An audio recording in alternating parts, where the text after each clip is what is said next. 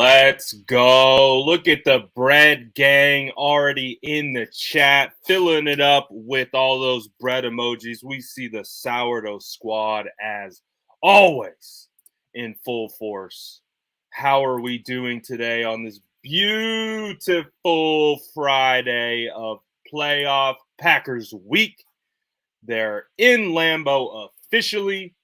They're getting it done. They're practicing. They're doing all that good stuff. It's time, guys. We've had a fantastic week of roasting Cowboys fans. But let's get our last shots in.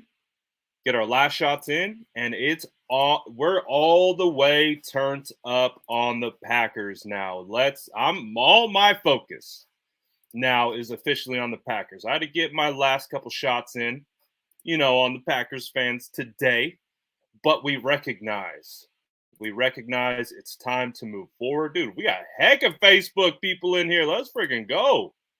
Facebook's representing right now. We see you, Facebook.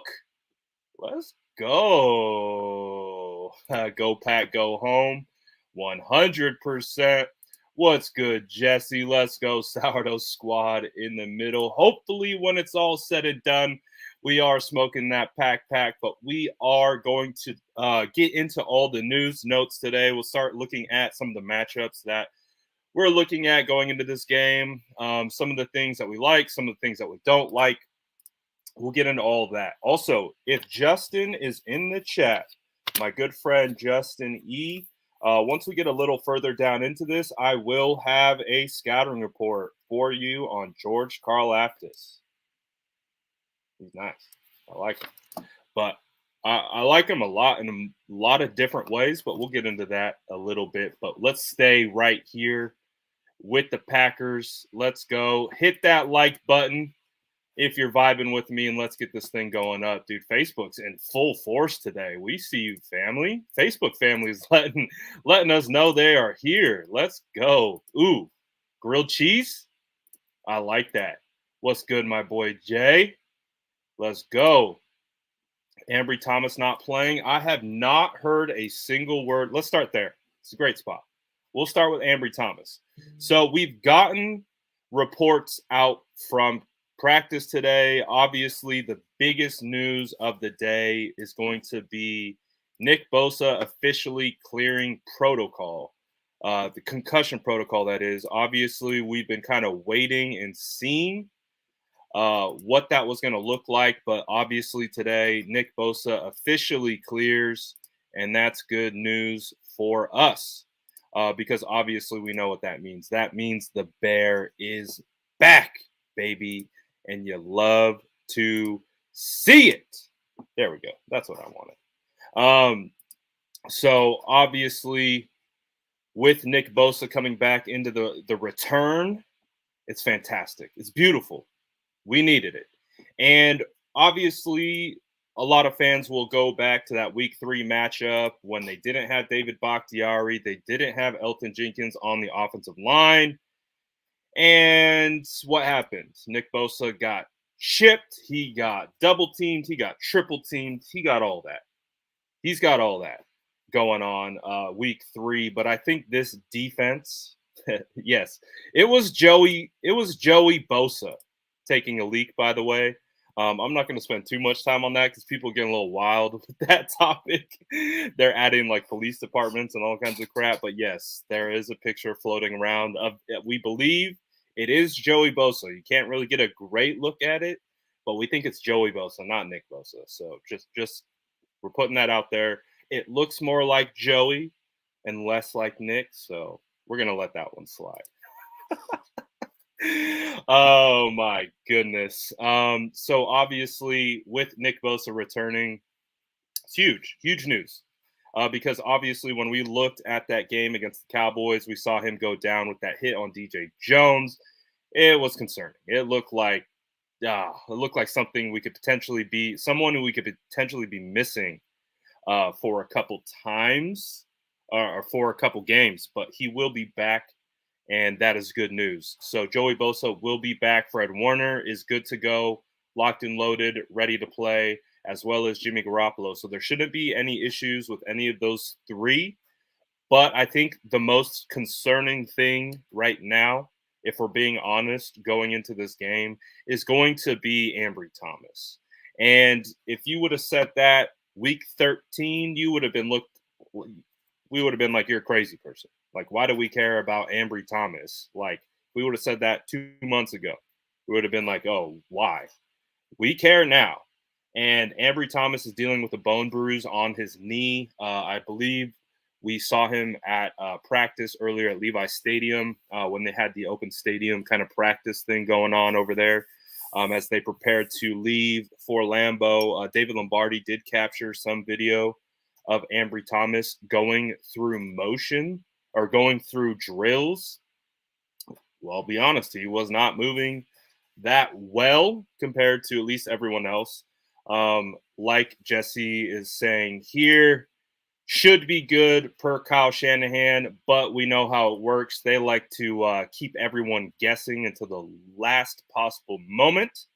So it will be something that we monitor all the way up until kickoff. But obviously, Ambry Thomas being available, we need that because obviously we understand what is the potential of him not being available, and that's Josh Norman, Dante Johnson, Diamador Lenore, who we really haven't seen on the field much at all this year, other than when he got his kind of hot start against, Philly and things like that. But really haven't seen too much of Diamador. So who knows? Maybe we see him. But the good news is K'Wan Williams will be available to go.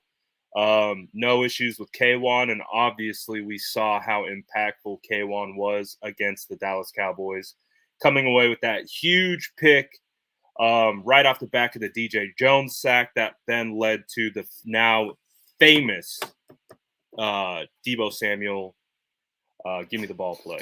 So otherwise, though, the 49ers, again, pretty damn healthy going into this game.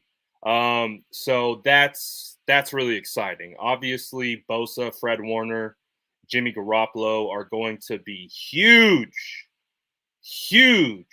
to the success of the 49ers in Lambeau. So that's at least good. And we're going to keep an eye on what's going on with Ambry Thomas because, my goodness, if we got to see Josh Norman in a divisional round against Aaron Rodgers, I might cry a little bit. So hopefully that's not the case. But we'll keep an eye on it, see how it plays out. Some good news for the San Francisco 49ers.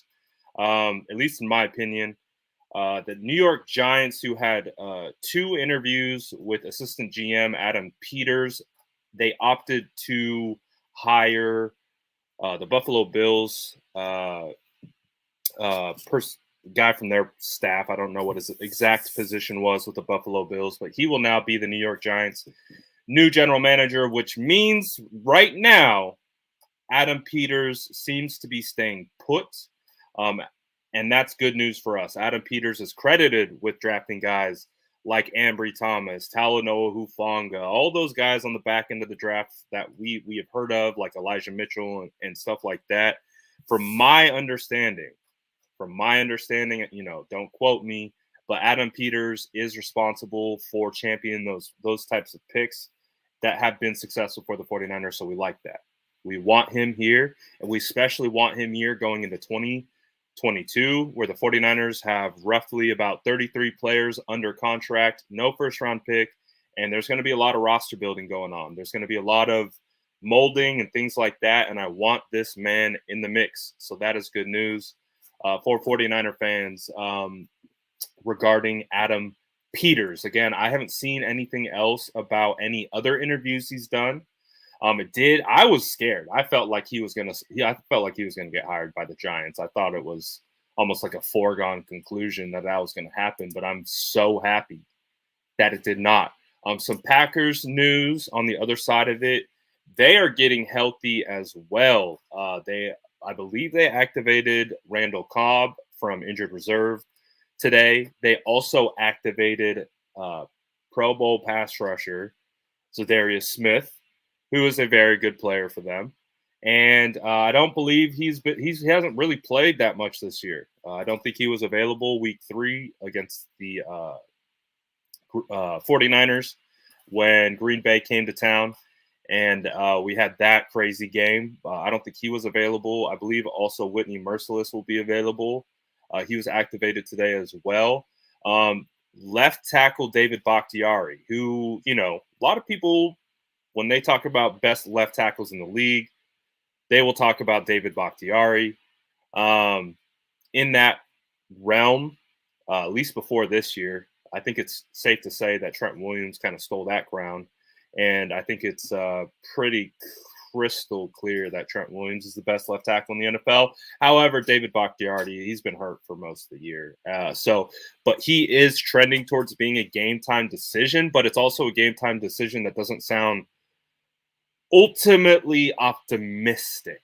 So based on what I'm seeing and how I'm trying to process it, it does seem like they are a little nervous about David Bakhtiari's availability. So there could be a situation where they do have to go up with their backup left tackle. And obviously with the San Francisco 49ers, that's good news. Obviously it didn't suit the Niners well week 3, but I think it's safe to say that this team that we're seeing go up to the frozen tundra to go play the Cheeseheads, it's going to be a little bit such a different situation. Not just a little bit, but a huge difference in regards to personnel, scheme, all of it. It's going to be a fun matchup.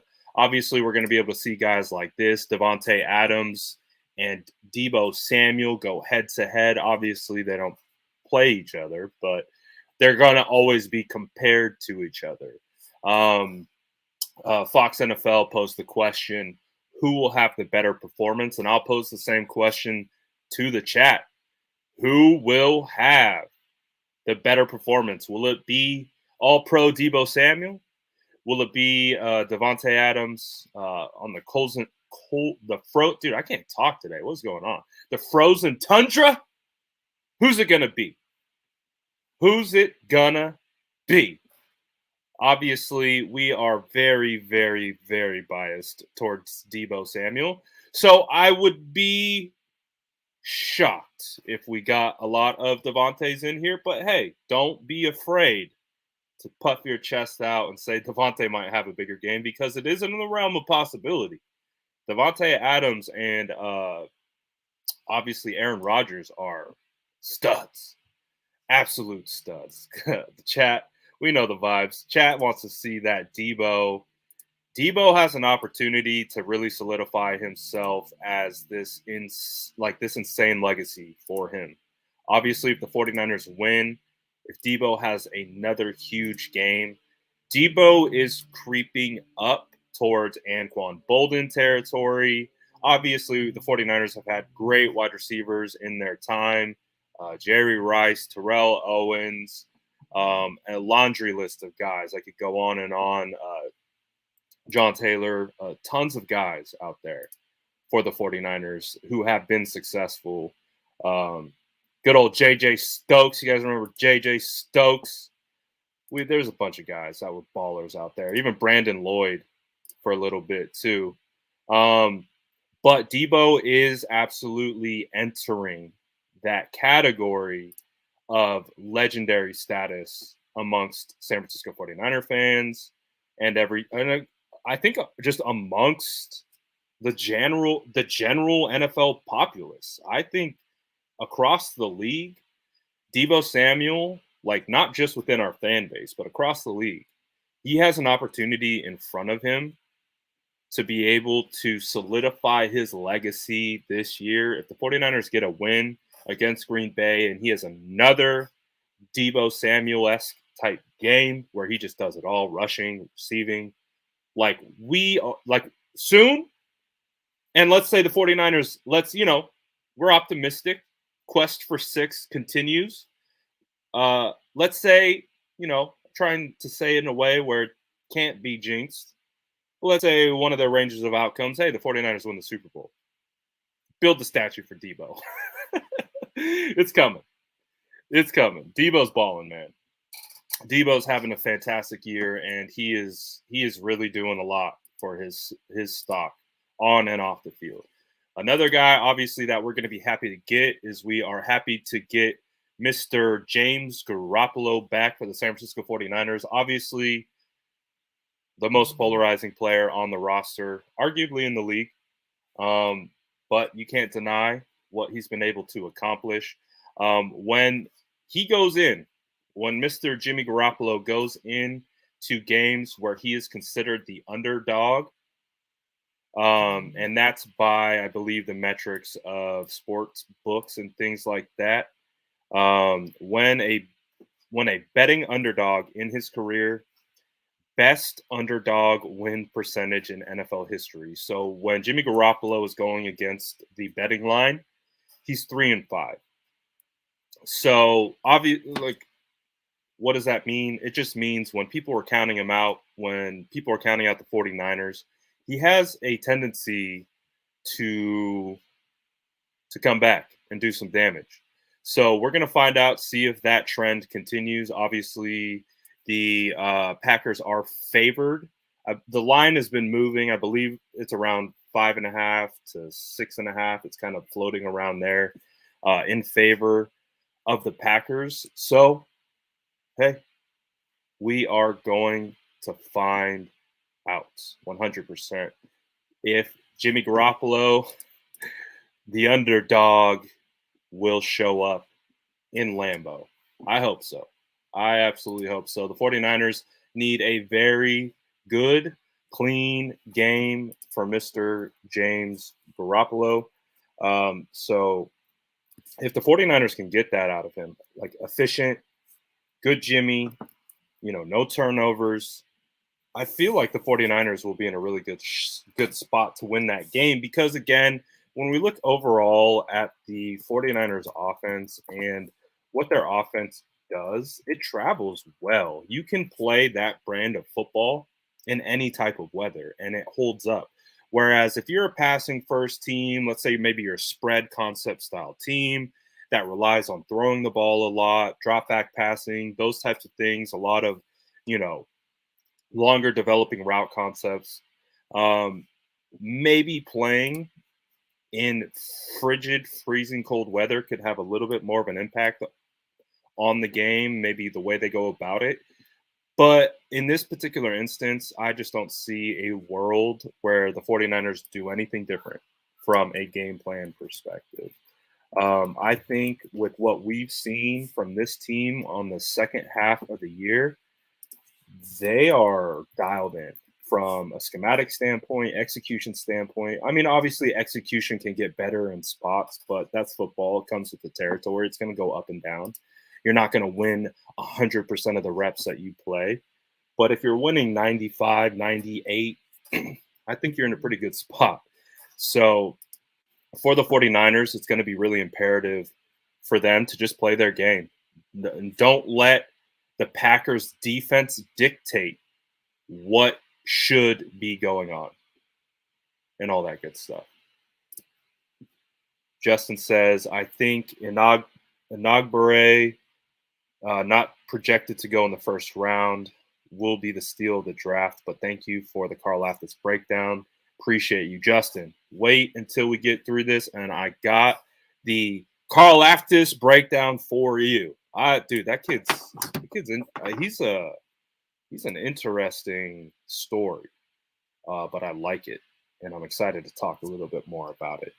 But overall, going into this game, I'm really excited for the offense. I'm very excited, especially with Jimmy coming back and doing all that good stuff. I think it's going to be a lot of the same that we saw against the Cowboys. I did the breakdown on the film yesterday, and if you sat through that with me, you would have saw me get very, very, very excited about the scheme in which Kyle Shanahan and Mike McDaniel are operating right now. It's just so much fun. They have these linebackers and safeties completely out of sorts. They have them thinking it's going to be an outside run. Then they come back with a counter to the left. It's just the flow and the rhythm. That was one of the things, like if you were with us earlier in the year when the 49ers were in their slump, one of the things that you would hear me say constantly is this team just doesn't have rhythm. There's no rhythm to the play calling. The next play doesn't really have an effect or a rhythm to the following play. Like it was just jumbled. It just felt like someone was just, oh, let's see if this worked. Okay, well, it didn't work. Let's see if this worked. Okay, that didn't work. Well, does this work? No, that doesn't work. Does this work? Nope. It was a tough situation to watch. Obviously, we saw half the fan base completely turn on our head coach and ask for him to be fired, along with the DC and the OC. Coincidentally enough, OC and DC are up for head coaching jobs. Oh man, I think this year is a good year to just be a reminder of why be very careful when it comes to calling for someone to be fired, because there's a lot of context that goes into something so serious like that, and you might want to be making sure that you're on the right page with all that, because look at how silly some of those people are looking right now. But it is what it is. We're not here to dunk on anyone.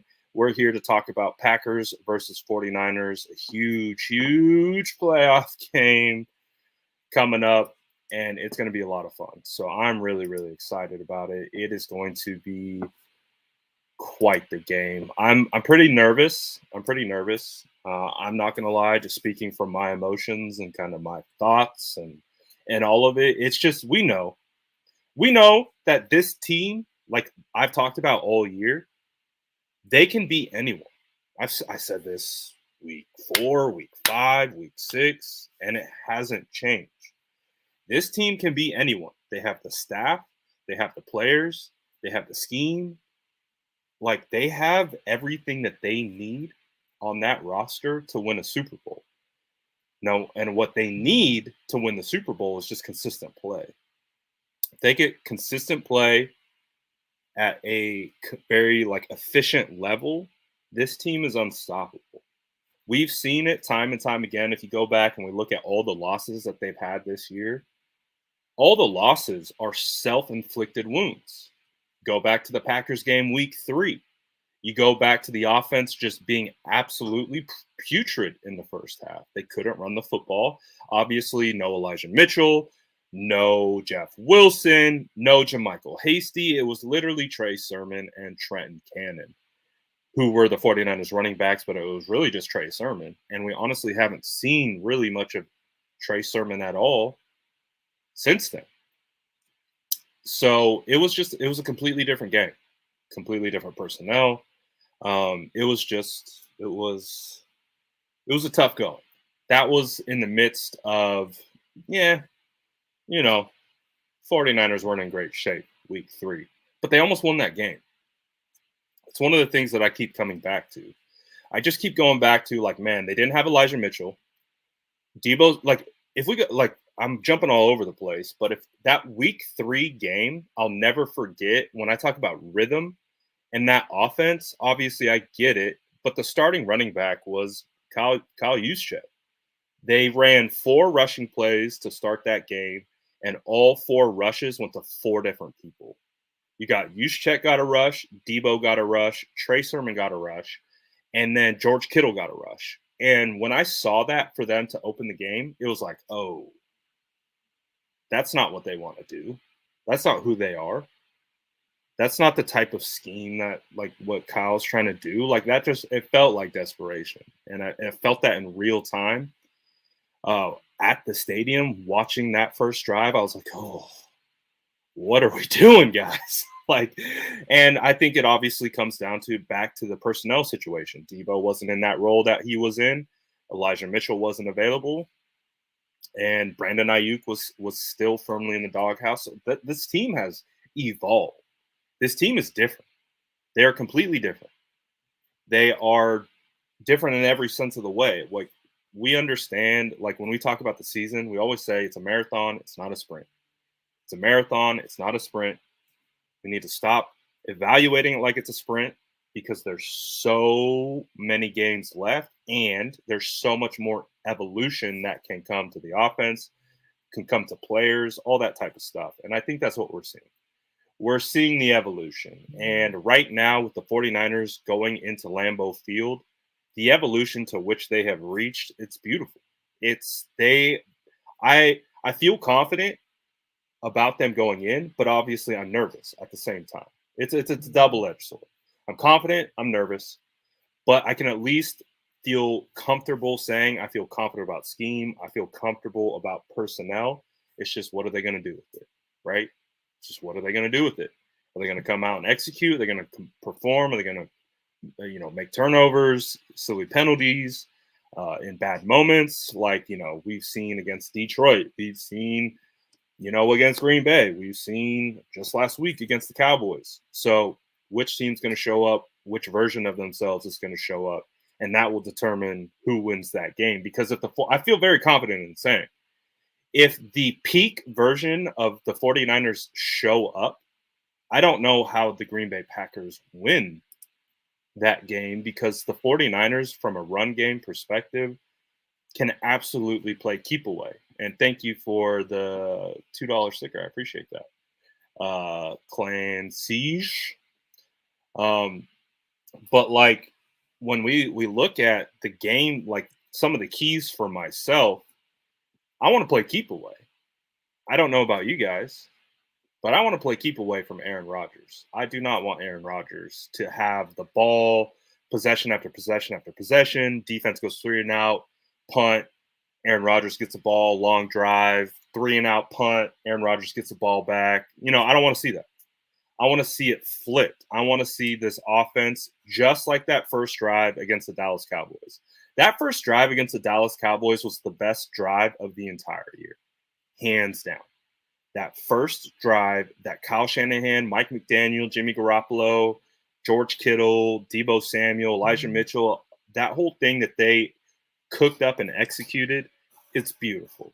And if they can continue that momentum moving forward from a schematic standpoint, the Green Bay Packers should be nervous.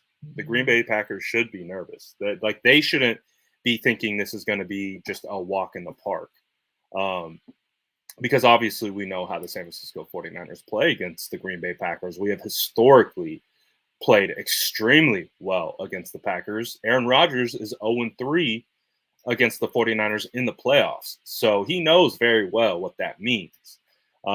He knows. He's played multiple regimes, coaching staffs, still can't get it done. So he's got a chip on his shoulder, and he's going to want to win this, especially at home. So he's going to do everything in his power. He's playing it. He's probably the MVP again this year.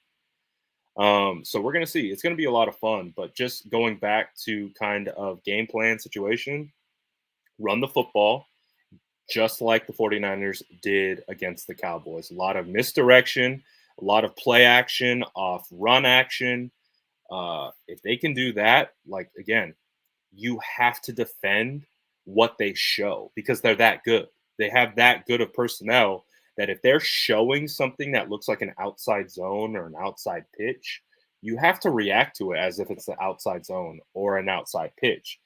But the beauty of the offense is you can have a pitch be a counter left to the backside, and you just get all the linebackers flowing to one way, sets up all the blockers to hit their spots, and then you get guys like Elijah Mitchell and Deebo Samuel just doing all the work. So that's the goal. That's the goal, is to see the scheme work like that again, just like we saw against the Cowboys. And, of course, Deebo Samuel and Elijah Mitchell go crazy this game. I hope that's what it comes down to. Don Burr says, will the refs call a fair game is the question. Dude, the refs suck. Let's just keep it as real as possible. The referees in the NFL are a legitimate problem. It's to the point where it's all right, what are you guys doing? What's the point? Why are they so bad? Why are refs constantly impacting the game of a multi-billion-dollar industry? At a certain point, we're just going to go ahead and assume that this is part of the NFL's plan. And hey, it's rigged. We'll just keep saying it. It's rigged. They're rigged. I can't explain it. I don't know why they're so bad. And this isn't just 49ers situation. This is across the league. like take the 49ers completely out of the equation. It's every team. Every team is dealing with this. Every team is dealing with just terrible refs. Like to the point where like I'm ready to be like, all right, you're straight up just collusion. Like it's rigged. Oh my goodness. So the refs suck. That's just what it comes down to. Like we're gonna keep it. We're gonna keep it a buck. The refs are just terrible. It's one of the worst that I feel like I've personally seen in quite some time. It just it's bad, just bad. Like perfect example. Like a ref was coming in to break up Brandon Ayuk and Parsons, and literally watches Parsons punch him in the head. The rules are the rules are the rules, right? Them's the rules. You punch, you get ejected. But we know how it works. All pros ain't getting ejected, so it is what it is. Yeah, the refs suck, man. So but that's imperative on the 49ers. We've said this all year about the 49ers. That's why we talk about not being in these close margin games where then you put the opportunity in the refs' hands. We don't want that. Do not give the opportunity to the refs to make a mistake that costs you time, a possession, yardage. Don't give them the opportunity where you need that. And you can't have anything because what we've seen when the 49ers get into that position where it's like, oh man, like it's close, it's down to the wire, refs will rear their ugly head into the game. It's scientific fact. So that's why we always talk about play your game, do what you need to do so that you don't give it like anyone else's responsibility to affect the game because you've handled what you need to handle. You've done your job, you've executed, you've done everything you need to do. Don't give it to the refs to decide. Don't do that because the refs will do something. They will do something. They can't help themselves. They just love it. They just want to be like, look at me, look at our yellow hankies. Gosh, they're really bothering me this year. Obviously for the 49ers, but just league-wide, they're bothering me. Who do I think will be the X factor for the 49ers? So I'm gonna stay in the same realm of who I gave the MVP to against the Dallas Cowboys. I think the X factor will continue to be. Also, too, I want to see what the chat has to think. Tell me in the chat who you guys think will be the X factor versus 49ers versus Packers. This is a great question. It's also, we can poll the chat as well. So poll the chat. Who will be the X factor for the San Francisco 49ers going into that game? So, like I was saying, I'm gonna stay in the world of which I gave the MVP to against the Cowboys, and that would be for me personally the defensive line as a unit. I think when it comes to the offense, we know what they're capable of, but we also know the offense can be volatile at times. When I say volatile, turnovers, silly mistakes that put the defense in a position to be forced to react, forced to jump into action. And we talk about complementary football all the time on this channel. Sometimes some of the things that happens when the offense does stutter a little bit, it creates that kind of unnatural flow of the game and then puts more on the emphasis of the defense. So if the 49ers offense can do their job like I think they're going to do, I really want to see the defensive line. And I'm not giving it to one player. I'm giving it to the whole unit because the whole unit has been fantastic. And obviously we understand if the 49ers give Aaron Rodgers all day in the world to throw, he's going to eat us alive. He is going to eat us alive, especially if there's any issues with Ambry Thomas and his availability, right? So the defensive line to me have to constantly be moving Aaron Rodgers off his spot. Now, Aaron Rodgers is a crafty quarterback. He can escape the pocket. He can get out and throw and do that all on the run. But we want him one eye on the pass rush at all times. And just that alone, not having the comfortability that your offensive line is going to block for you, to be able to give you enough time to make your proper reads and progressions, it makes you speed up your clock and makes you kind of have almost a level of anxiety, which is what we want. We want him to be uncomfortable, which is the entire point. Eric Armstead, Nick Bosa, DJ Jones, Samson Ebukam, Arden Key, Charles Omenihu. Woo! Woo! Who else? Who else on that D line? Kevin Givens. Who else on that defensive line? There's a lot of them.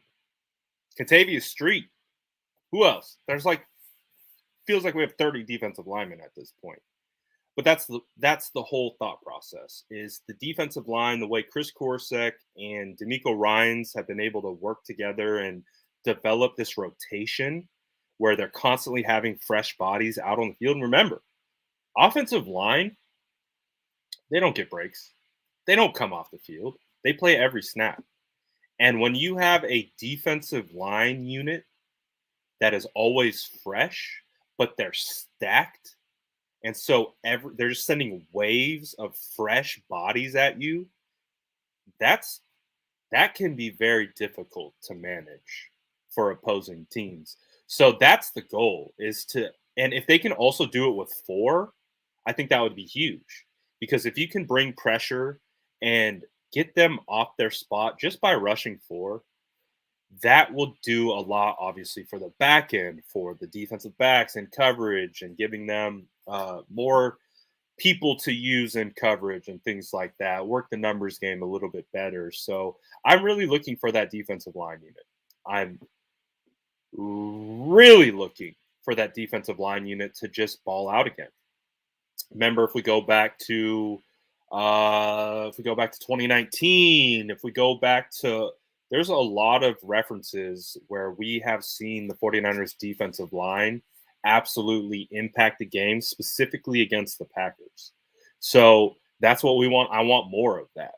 I want all those boys eating up front. I want them all eating.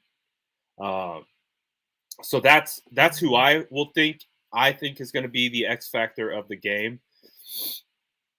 And I'm really hoping that those guys show up again, because they showed up huge. They showed up huge last week. They showed up huge all year, to be honest. And so that's what I'm looking for. Looking at the chat, I want to get some of your guys's input in here. Let's see. So for some of your guys's X factors of the game, we got Deebo on offense, Bosa on defense, 100%. Ooh, I like this one. Compton. Oh, yeah. Mitchell. DJ Jones and Eric for sure. Bosa, 100%. Arden Key. Jauan Jennings. Jauan Jennings is quietly coming along. I talked about it on my film breakdown. He's becoming one of my favorite 49ers just for his physicality, his willingness to block. Jauan Jennings got in Stephon Diggs' head, 100%. After Jauan Jennings completely laid out Stephon Diggs couldn't let it go. He would not let it go. The very next play, Jauan Jennings and Stephon Diggs find themselves on the Cowboys sideline. What does Stephon Diggs do? He comes off his responsibility, which was Eric Ayuk, and just immediately gets in Jauan Jennings' face, and is like you could tell, like, he was pissed. And my favorite thing about it was Jauan Jennings looked so uninterested in anything that he had to say. Like, obviously we see a lot of situations occur where, like, these are alpha athletes. And sometimes when you say something to an alpha athlete, it's in their DNA to puff their chest up and be like, oh, nah, you're wrong. That's not it. Like, oh, you said what to me? Oh, what? And like, you got to respond, come back. Jauan Jennings did not give two craps. And I think that was one of my favorite things.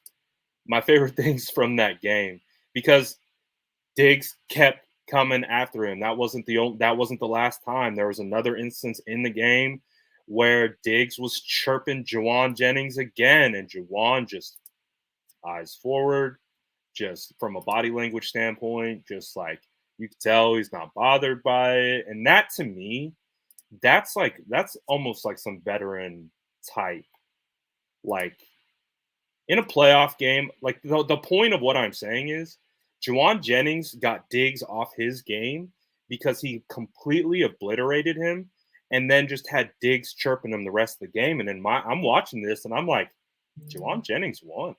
He got in his head. He got in first team All Pro, Mr. Interception, Trayvon Diggs' head.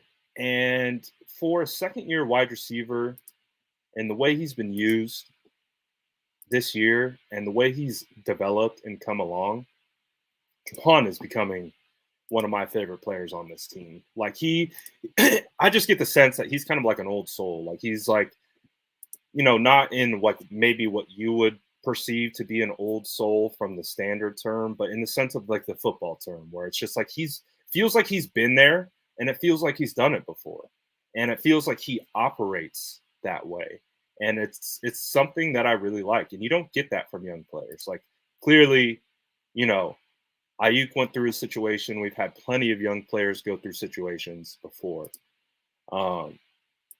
But yes, that is my long-winded thought on Jauan Jennings. I think, and he could absolutely be a key X factor in this game. We've seen him come away with 2 touchdowns in games, huge first downs. He's become Mr. Kendrick Bourne.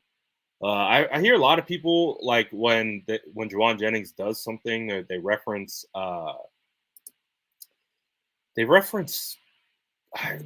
this fan base. Just we love to talk about. Wow, I'm blanking on his name, and I'm kind of surprised. My goodness. Oh my goodness, I'm having the biggest brain. I know you guys in the chat know who I'm talking about. I'm way up, so now I gotta scoot up. It is thank you. God, that was embarrassing. Jalen Hurd. A lot of people like to compare Jauan Jennings to Jalen Hurd. Not even close. They're not even close. Not even close. Jauan Jennings is like that big slot. He's a big slot boy. And he's willing to do it all. But he's not like Jalen Hurd. It's completely different physical traits and tools. Completely different. VI says Packers seem to be a bit shady. Rodgers immunized thing versus Adams coming back in the game from a concussion during week 3. Level playing field. I mean, shady. Interesting word. I don't know. Players get hurt, come back into the game, do that all the time. So I don't know how much of an issue that is. But I don't think that is part of the conversation today. But I'm excited to get after Rodgers, that's for sure. I am excited to get after Rodgers, especially with that defensive line leading the way. Get him off his spot. Maybe we get another, like one of those viral pictures of him on the ground looking all crazy after he just gets rocked by Nick Bosa or something. Would love to see that. Would absolutely love to see that. But I think, obviously we look at Davante Adams and Rodgers, and sometimes we kind of just leave it there. But I think it's important to kind of pinpoint Allen Lazard. Allen Lazard was a draft crush of mine coming out of Iowa State. Like I had an unreasonable, didn't make sense draft crush on Allen Lazard. coming out of Iowa State the year that he was coming out. Again, he went undrafted, and to me, I don't know what that means. Like, if there was like some information, injury concern, there can always be other things than just play on the field. But I think it's been abundantly clear that Allen Lazard is a really solid wide receiver, especially a big-bodied guy, physical type wide receiver. He's going to be another guy that we're going to have to look out for. Allen Lazard, Randall Cobb, and of course we can't forget Aaron Jones. Aaron Jones is a very stout, solid, quick, fast, physical running back. So the 49ers are going to have to stop the run. They're going to have to get Aaron Rodgers into passing mode and just get him off his spot and just come after him. And don't let those other guys get the job done. Obviously, the offensive line versus defensive line is going to be something that we're going to be monitoring. David Bakhtiari, what he's available to do, if he's going to play, if he's not going to play, we'll find out. But that's going to be something that we also monitor moving forward. So the Packers offense, though, as a whole, we understand what it is. It's led by Aaron Rodgers. It's going to come down to Aaron Rodgers likely and what he does and how he manages all his weapons. And, also not only that, it's going to be a little bit of D'Amico Ryans versus good old Matt LaFleur. Videos have kind of gone viral this week of Kyle, Matt, and Sean McVay all on the same Washington staff. So those guys know each other very well. They know each other very, very well. So it's going to be interesting to see, again, D'Amico, though, go up against Matt LaFleur and see how that all works out. Scheme, again, is going to be a big, big part of the conversation. But 49ers defense versus Packers offense is going to be a fun watch. It's going to be a fun watch because obviously D'Amico Ryans, one of the things that we highlight with D'Amico is his ability to scheme it up and do things in different ways based on personnel groupings. Like, let's say an injury happens, he seems to have an answer for how to adjust the scheme and do things to make sure he's not putting guys in a tough position. Appreciate that, my boy. I'm just calling you Ram. My boy Ramrod. Let's go. Appreciate you, man. But it's gonna be must-see TV. It's gonna be like straight up heavyweight boxers going back and back. Like, this is a good playoff game. Like, this is a great playoff matchup. Two teams with lots of talent. So it's gonna be fun, man. It's gonna be fun. The Packers offense versus the 49ers defense is going to be a battle for sure. If we kind of switch gears and we start looking at the Packers defense, they run a 4-3 base defense. Kenny Clark, man. Obviously, Zadarius Smith will be back in the lineup, pairing with Preston Smith, two pretty solid outside linebackers. Remember what happened to Eric Stokes. We remember what happened to Eric Stokes. If you don't remember, he got absolutely demolished by Trent Williams on that touchdown run from Trey Lance, week 3. Maybe one of the best blocks of the year. Maybe. At least one of the, coolest looking blocks, that's for sure. I would say Trent Williams has a lot better blocks in his bag than that one, but it definitely was one of the coolest ones because when he hit Eric Stokes, Stokes' feet went right over his head. Like, he just completely demolished him. But it's a matchup I'm looking forward to seeing. Darnell Savage on the back end. Darnell Savage is known for getting absolutely trucked from Deebo Samuel in the 2019 NFC Championship game. Thank you for your donations, Packers fan. I'll leave your super chat right here so everyone can see that Packers fans are donating to 49ers fans. We appreciate you. To be honest, on some real, I like Packers fans. I like Packers fans. I think Packers fans they're one of the good ones. They're a good group. I'll say that. Like, I'm not going to have as much fun. Like, let's say the 49ers win. Let's say the 49ers win. I'm not going to have as much fun like roasting the fan base as I've had a blast roasting Cowboys fans. Like, so much fun. It should be illegal. But, if let's say the 49ers win, beat the Packers, we'll tip our cap. We'll show our respect. And it'll probably be a crazy game regardless of the outcome, win or lose. And we'll tip our cap to Packers fans. Packers fans are good. We like Packers fans. Especially too, with this being like a traditional rivalry, within the NFC.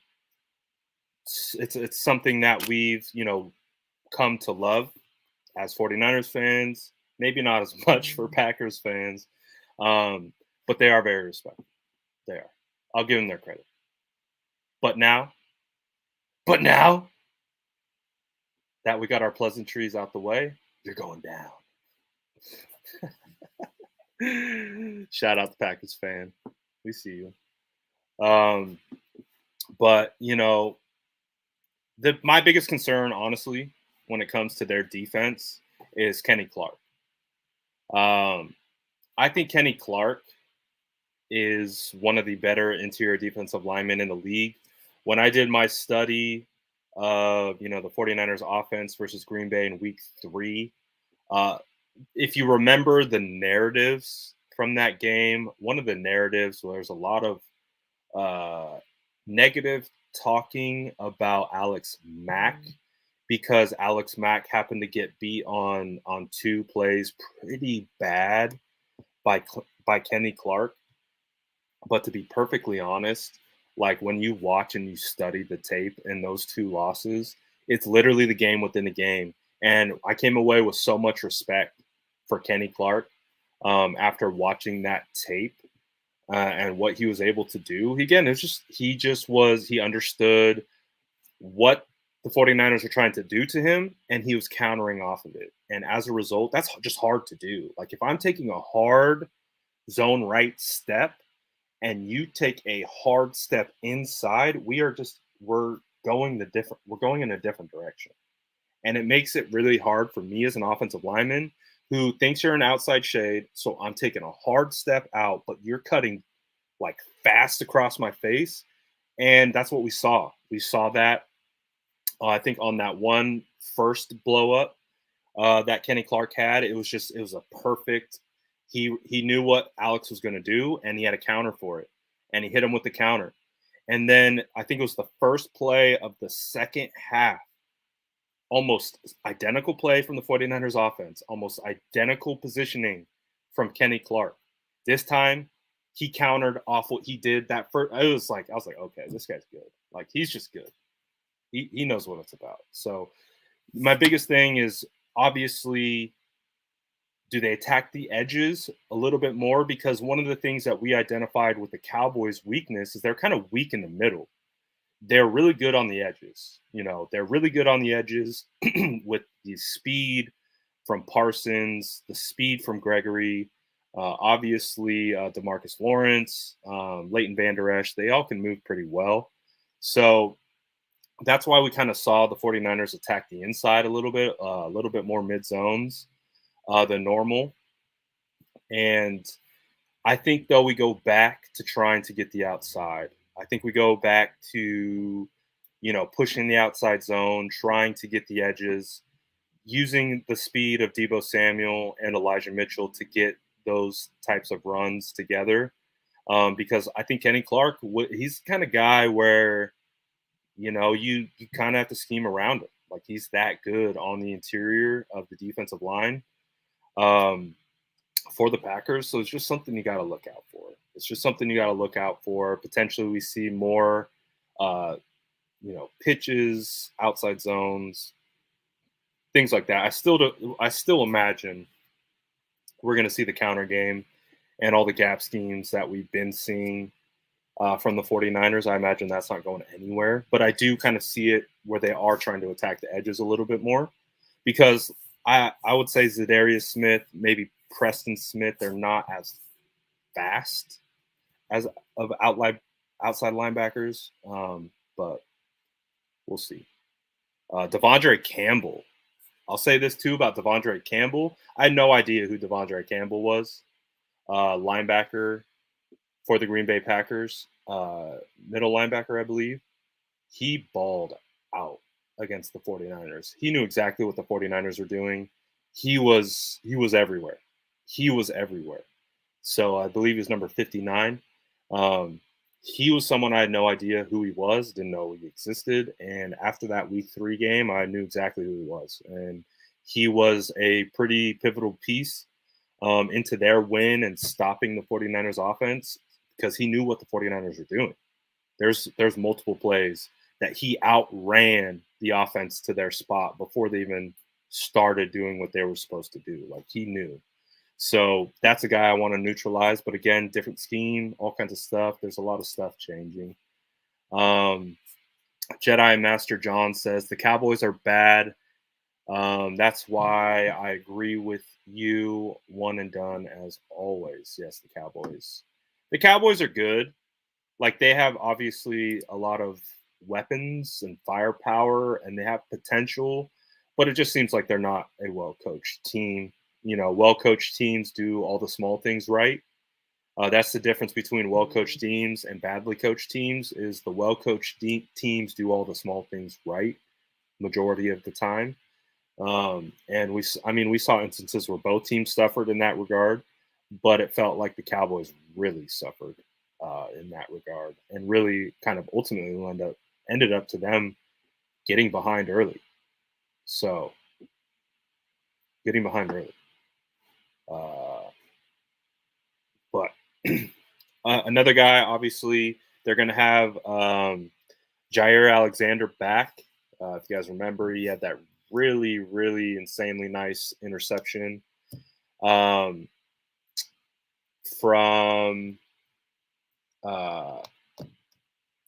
that he had on Jimmy Garoppolo. Is that one play where he's trying to hit Kittle deep down the seam, and then you had Jair Alexander completely bail on Ayuk on the complete opposite side of the field and like run 50 yards to pick that ball off. Obviously, he's going to be back. Sounds like he's going to be healthy. We know him as one of the best cornerbacks in the league, but I also think that we can. I don't think he's locked. I mean, he's locked down, but we got Brandon Ayuk and we have Deebo Samuel. Those two guys are gonna, I think, give the Packers defense some fits.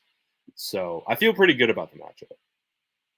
I feel pretty dang good about the matchup.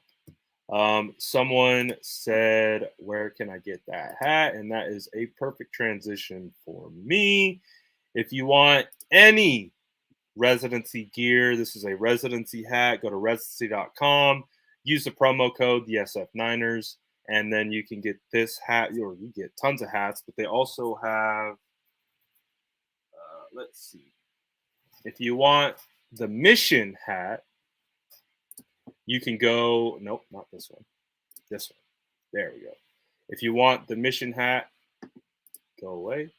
Go to residency.com, but this hat only, the red mission, use SF Niner Mission, 25% off this one. Use the other promo code, you still get a discount and free expedited shipping. But you can use this promo code on everything on the site. This promo code only specific to the red. Also, while we're talking about hats, I'm extremely excited because Residency and I are going to partner for a new drop. So we got a new drop coming any day now. We got new hats coming. I'm excited. Exclusively through the SF Niners. Let's go. So we're going to be building up some of that hype. We're going to be dropping a hat here pretty soon. And I'll keep you guys in the loop for that. It's going to be sick. Can't wait. How about this? I'm going to take a break. Is Justin here? Justin, are you here? if Justin is here and he's in the chat, I would sourdough bread hats. Ooh, that's coming next. That's coming next. Let's go. Well, when Justin pops up, we'll do all that good stuff. So if he comes into the mix, which I'm sure he will, we'll get this thing going. Yes, residency hat. Hey, they're good hats, man. Quality, very good quality. You got a lot of good gear. But anyways, back to the situation. Am I going live tomorrow? I think so. It's playoff week, man. It's playoff week, and probably going live tomorrow too.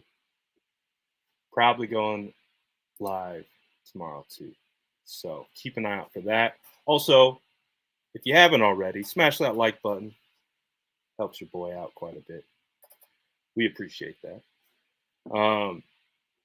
But overall, I feel good about the matchup.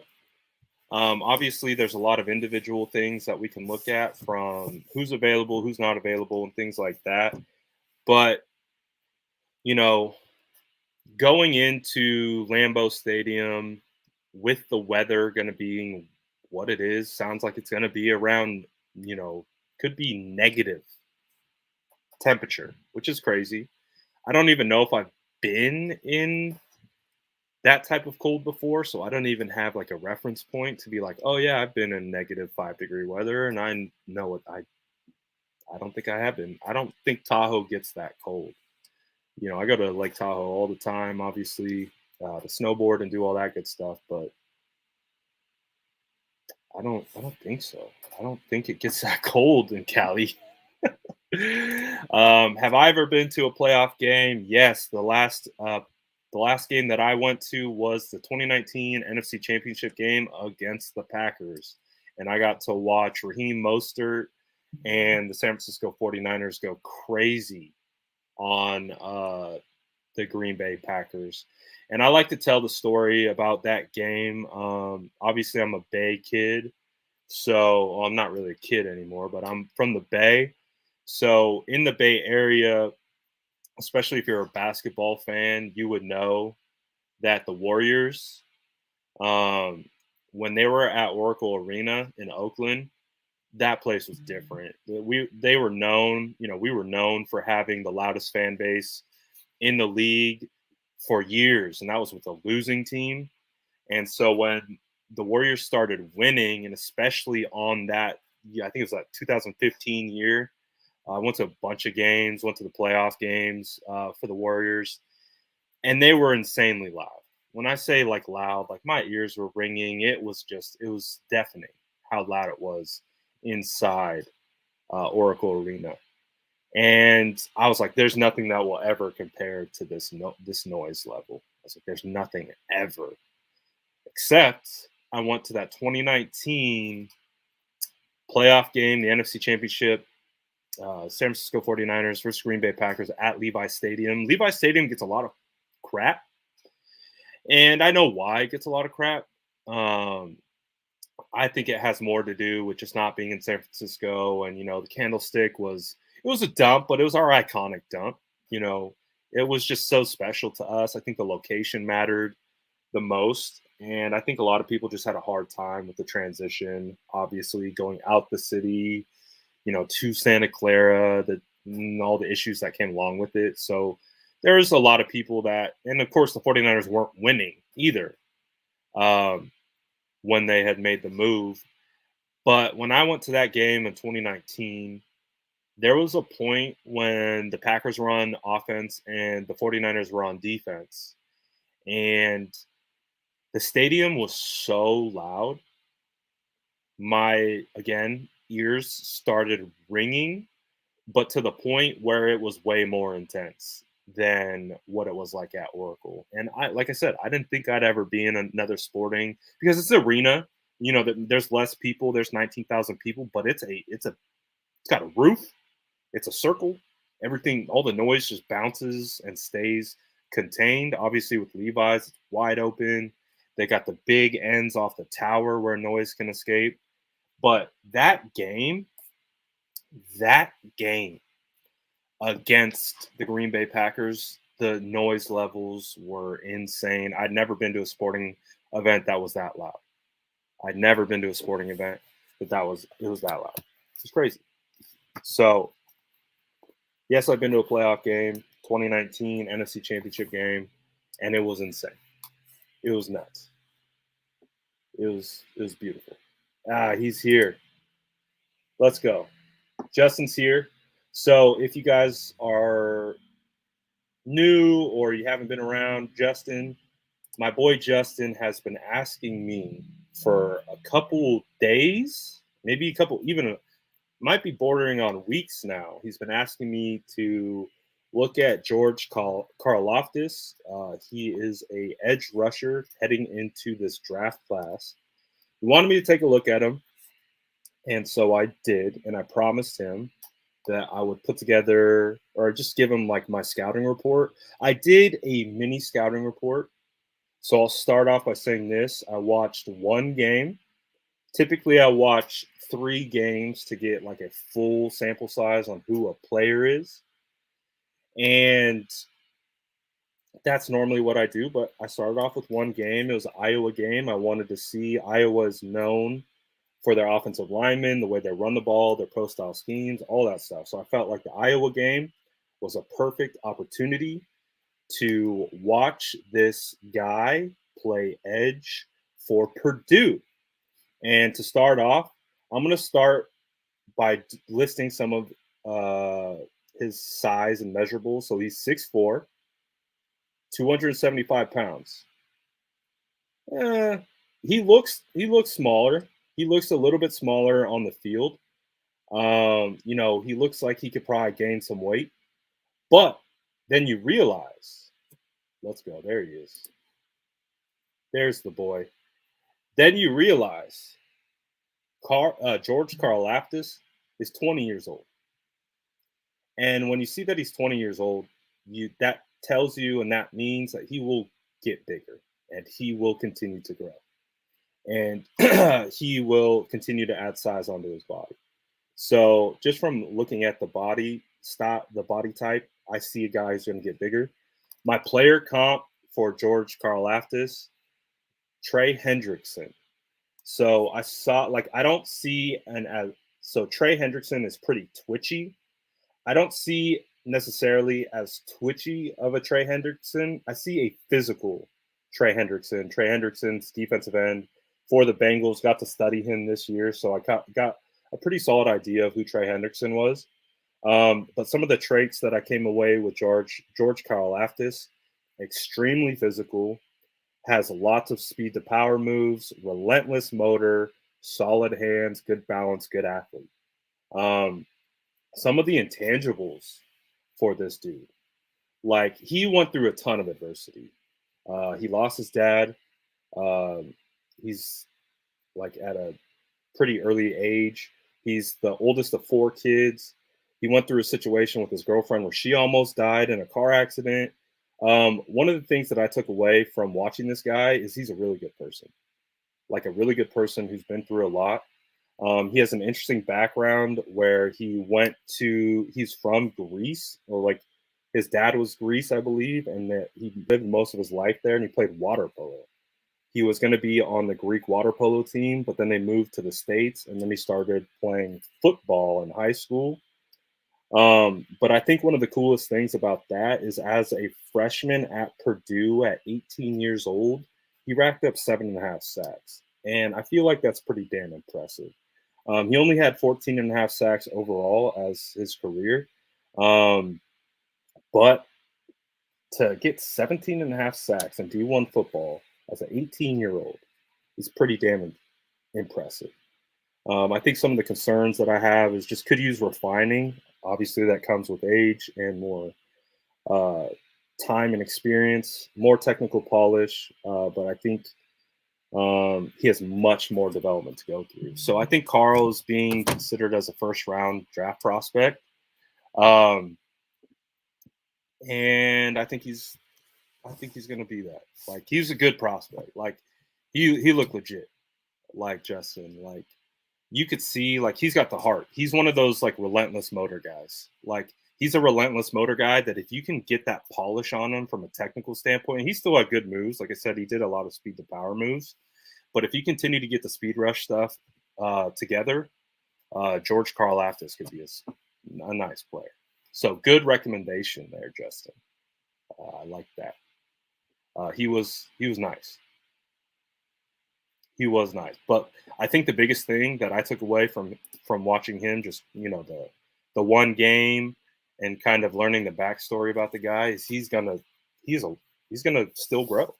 He's 20 years old, but he has like the mentality of like a much older person. So there's my scouting report. Hopefully you enjoyed it, Justin. That might have been a segment for just you and I. But draft season will be coming soon. If you guys do have any questions or comments, feel free to drop them in the chat. But it is coming to the time of the episode where we start dropping score predictions. So I want to see what your guys' score predictions are in the chat for 49ers versus Green Bay. What do you think it's going to be? Is it going to be a high-scoring game? Is it going to be a low-scoring game? Drop your score predictions in the chat. I want to see what the overall thought process is of the group. And while you guys, first one is calling for the Packers to get a dub. Ooh, very first one. And clearly, the sad face would indicate he's a 49er fan. So, hey, being honest, I respect it. He says 24-21. I think that's actually a pretty solid score prediction. I'm just obviously going to be in favor of the 49ers getting 24 versus 21, but I think that could be pretty accurate. Jasmine says 30-17. Jesus says 20-17. Upset alert. Niners win 24-23. Ooh, that could be like a last-minute Robbie Gould field goal. We also had Green Bay 31-10. Trey says it's going to be 21-10. 49ers win. Green Bay 47-35. We had May get 20-17. We had 28-14. 27-24 Niners. Robbie wins it on a field goal. I mean, it really does feel like that. Like, for everything that we know, this is perfect. 49ers by a heart attack. Yes. It really does just feel like the 49ers absolutely can win this game, but it just feels like it wouldn't be the 49ers unless we had like 3 heart attacks along the way. That's just what it feels like. It just feels like it's going to have all the dramatics and that kind of stuff going into it. We'll find out. Joshua says 27-20. Sir Juju says 30-20. We see you, Oos. We got Niners 31, Packers 21. Mark 31-24. We got Packers 30-24. Don't want that. King Geo says 27-24 Niners. We end them like they did us earlier this season. It's a great full circle moment. This year, just the way everything's playing out, man. It's just like the way things are connecting and the dots are aligning. It's just like, it's gonna be a bummer if we lose. It's gonna be a bummer, man. It's gonna be a bummer.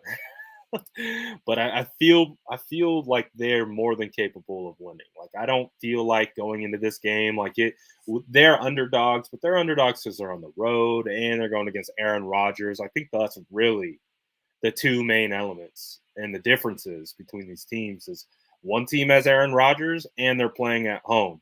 The other doesn't, and they're on the road. And that's just kind of what it feels like. And we've seen if the 49ers just execute their style, it's going to be really hard to stop them. Google says 27-23 Niners. We got 31-17, 32-27. I agree. It's going to be close regardless. Rude says we're losing. We'll see about that. SF says 24-10, 49ers. Paul says 24-21. Good with a W. It really does feel like that. It really does feel like that. It really, really does. 28-22.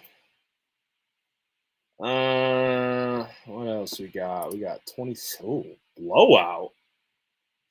That would be crazy. Love it.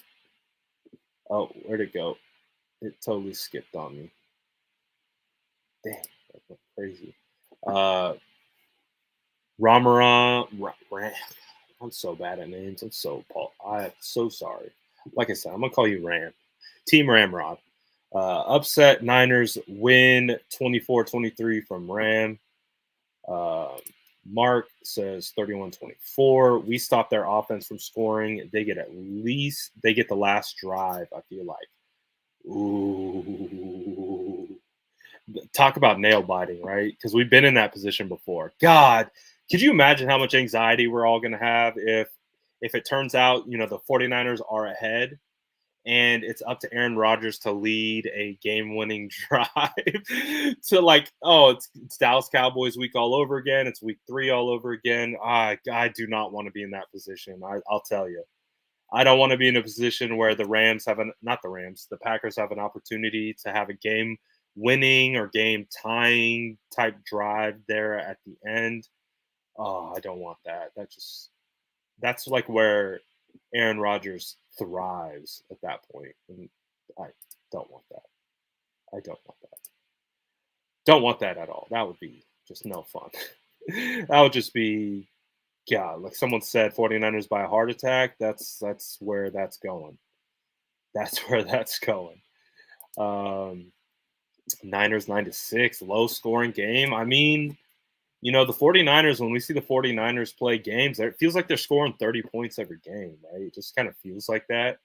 But who knows? Maybe the weather and the conditions make it a just really just slugfest. Kickers go off that game.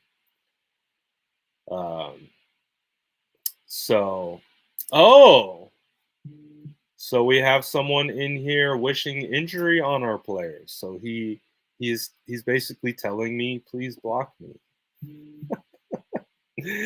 He's asking to be blocked, I guess. So that's fine. That's fine. That's fine. I appreciate you listening, Justin. I appreciate you always vibing with the Sourdough Squad, man. I appreciate you. I had to get you a proper breakdown. I think he's gonna be good, dude. Like, obviously, he's being projected as a first-round pick right now, and rightfully so. But I think the thing that's most intriguing to me is he's a 20-year-old that plays like he's 25, and we know, at least what I know from scouting, is that players will change dramatically from the age 20 to 25. Like, there's growth change, mental maturity change. Like, there's a lot that goes on from 20 to 25 for these players. So for me, when I see Carl doing what he's doing at that age, he's only going to get bigger, stronger, faster, and get smarter, more refined. I think one of the things that he was talking about, I saw this interview he did.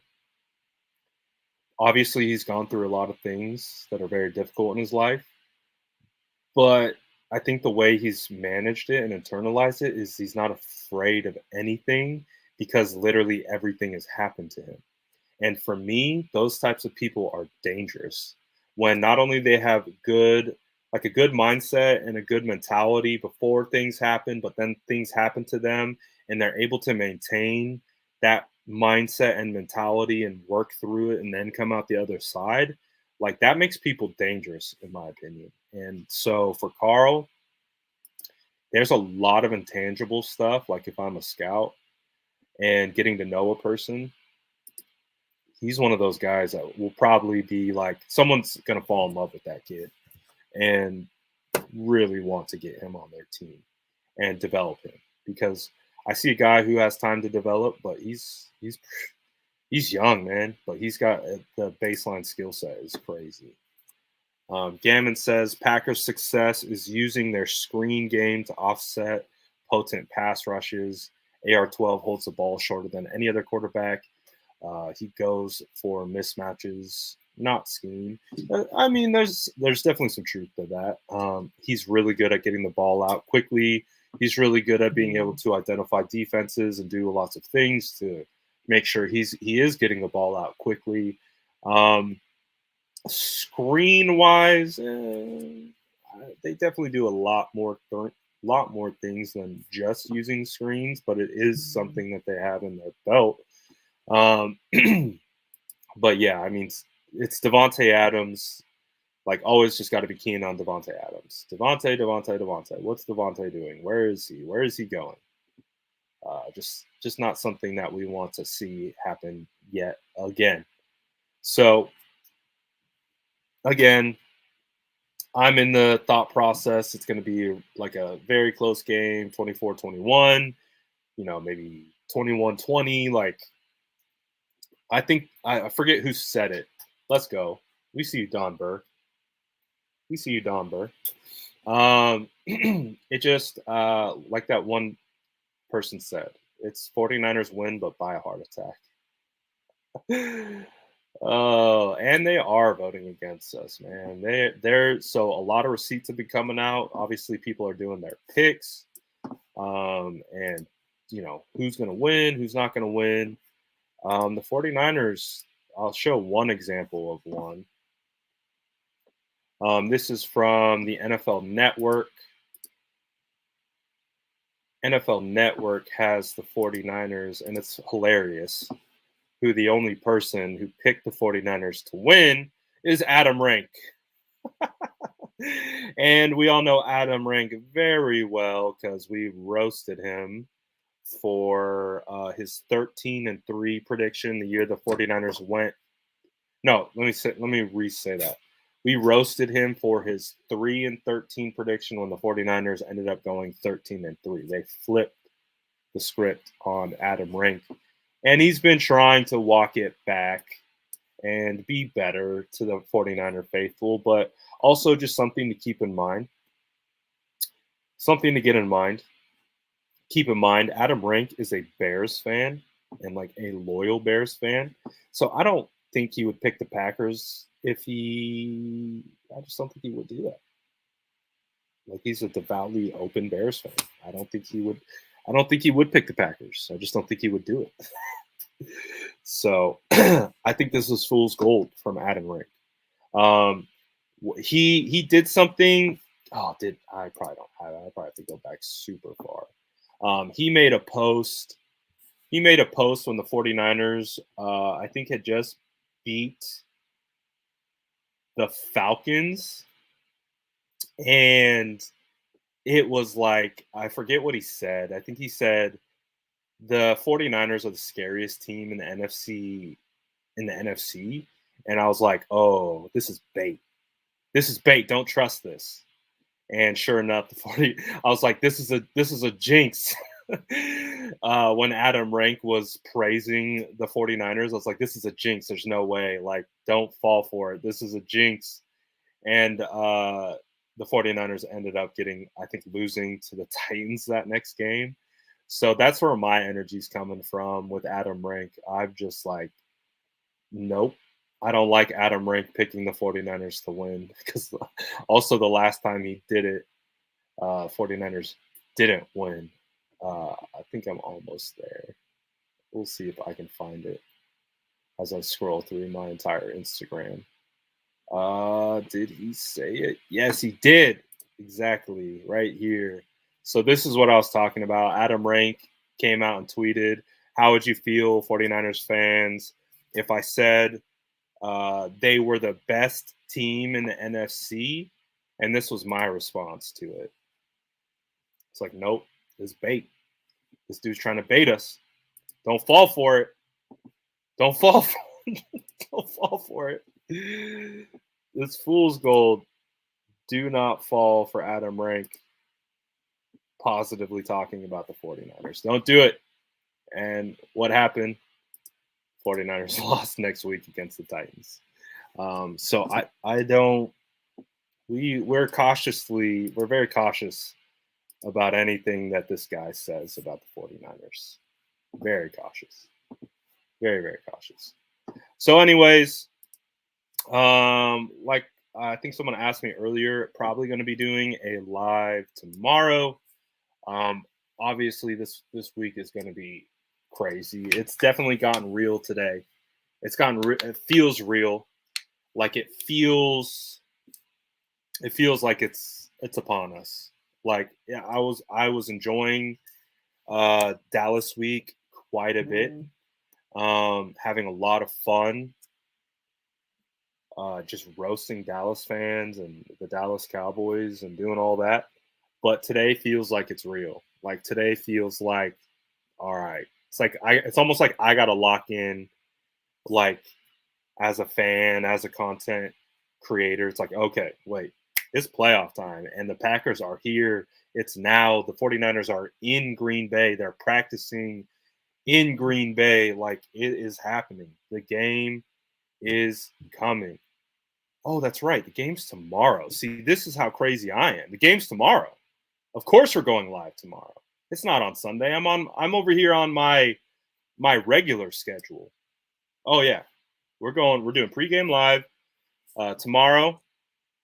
We're going to do pregame live tomorrow, and as you know, we do postgame, potentially a halftime show. We'll see, but we're definitely doing postgame and pregame shows tomorrow because the game is tomorrow. Duh.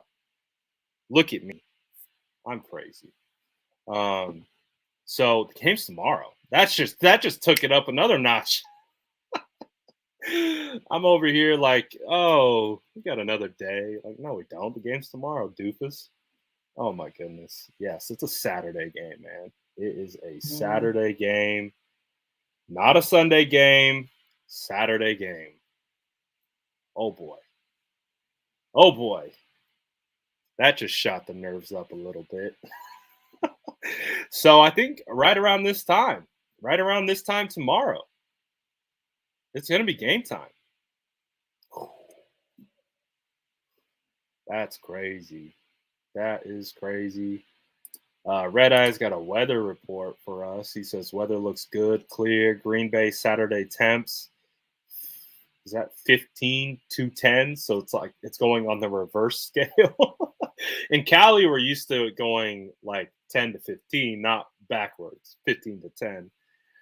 He says 15 to 10, 6 p.m. to 12 a.m., low to 0 precipitation, winds 13 to 18. I think the biggest thing is the wind, but as long as the winds are okay, probably be a little bit better. Look at Don Burr asking the faithful in the chat. We love it. Shout out Don Burr. Don Burr has a place here forever. Don belongs here forever. No.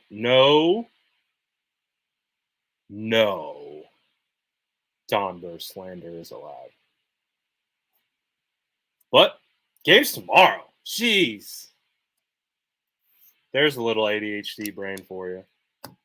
I'm over here thinking I got another day. It's tomorrow. Let's go. We got playoff football tomorrow, baby. It's going down tomorrow. We live or die tomorrow. My goodness. It's creeping up, man. It's tomorrow. I'm over here on my Sunday schedule. I'm over here on my regular season schedule. Like, oh yeah, Saturday. I'll do live. Yeah. No, the game's tomorrow, man. Wake up. The game's tomorrow. So I'm excited. Now I'm really excited. Oh man.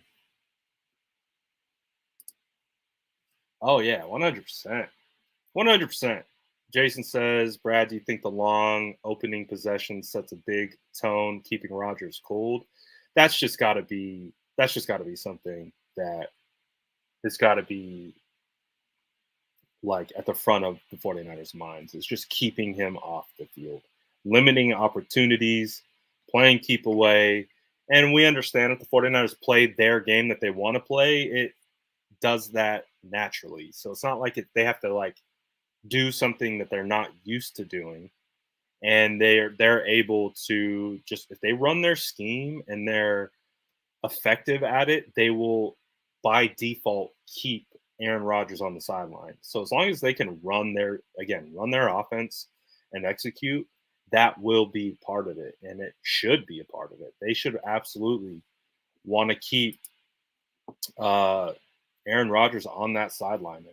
They should absolutely want to keep him on that sideline for good, as much as possible. Yeah, that would be nuts, but crazier things have happened.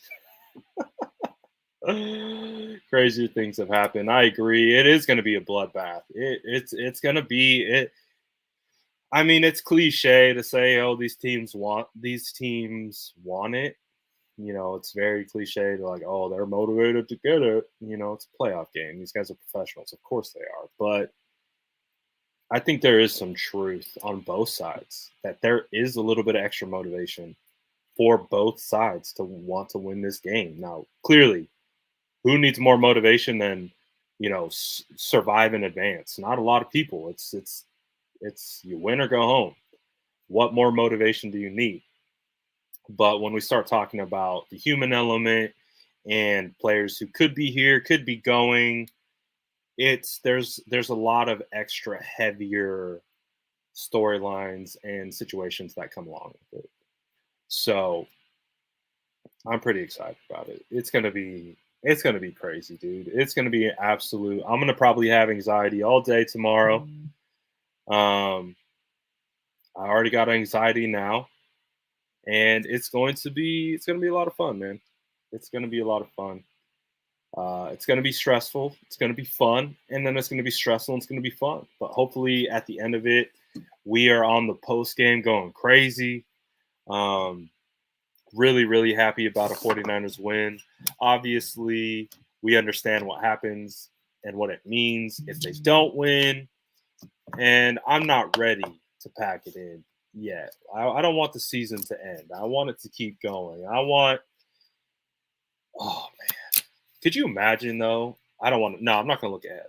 I'm not going to look ahead. We're not going to do that. We're not going to do that. Just the anxiety that comes along with just the thought process of, win and advance. That's about it. It's a big game. It's just a big game. And we got to wait all day too, like Jesse's talking about. We got to wait all day for it. It's going to be a big game. Clearly, I don't have to tell you that. You guys all know that. But man, it's Battle of the Titans this week, man. Battle of the Titans. Green Bay versus 49ers, two of the most storied franchises in the NFL.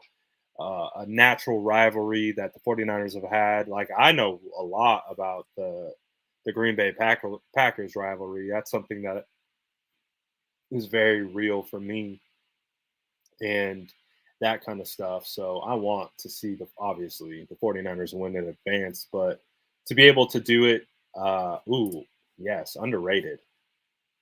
I want donuts on Sunday as well. I do. I really do. We want victory donuts. I need victory donuts this week. 100%. So that's the hope. It's almost that time. We're on the eve. We are on the eve of a massive game. Massive game. So start getting excited, people. Start getting excited. It's almost here. Man, woo! It's gonna be a crazy game. Oh man.